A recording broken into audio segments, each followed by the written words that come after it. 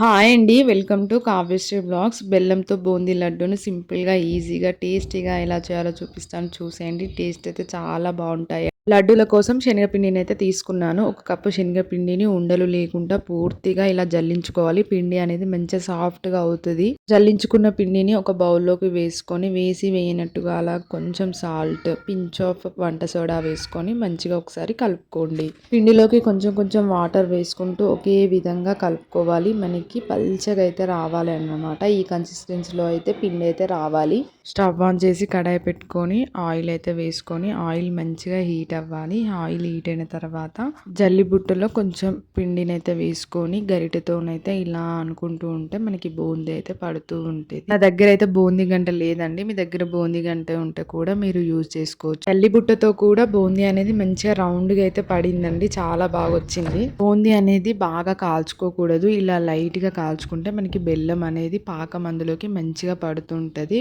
బాగా ఎర్రగా కాల్చుకుంటే పాకం అనేది పట్టుకోదు. ఒక గిన్నెలోకి ఒక కప్పు బెల్లం అయితే తీసుకున్నాను. ఒక కప్పు శనగపిండికి ఒక కప్పు బెల్లం తీసుకొని పావు కప్పు నీళ్ళను వేసుకొని మంచిగా బెల్లాన్ని అయితే కరిగించుకోవాలి. ఇలా నురుగురాగా జిగుడుగా రావాలి.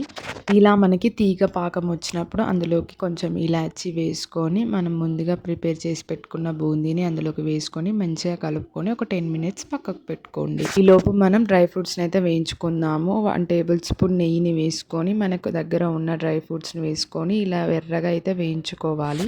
10 నిమిషాల తర్వాత ఇంకా మూత తీసుకొని ఒకసారి మంచిగా కలుపుకొని మనం ముందుగా వేయించి పెట్టుకున్న డ్రై ఫ్రూట్స్ని కూడా అందులోకి నెయ్యితో అలా యాడ్ చేసుకొని మొత్తం మంచిగా కలుపుకోవాలి. పూర్తిగా చల్లారిన తర్వాత కొంచెం కొంచెం తీసుకుంటూ మంచిగా ఉండల్లాగా లడ్డూలలాగా అయితే చుట్టుకోండి. టేస్ట్ అయితే చాలా బాగుంటాయండి. ఎప్పుడు షుగర్తోనే కాకుండా ఒకసారి బెల్లంతో ఇలా ట్రై చేయండి. చాలా బాగుంటాయి. పిల్లలు కూడా ఇష్టంగా తింటారు.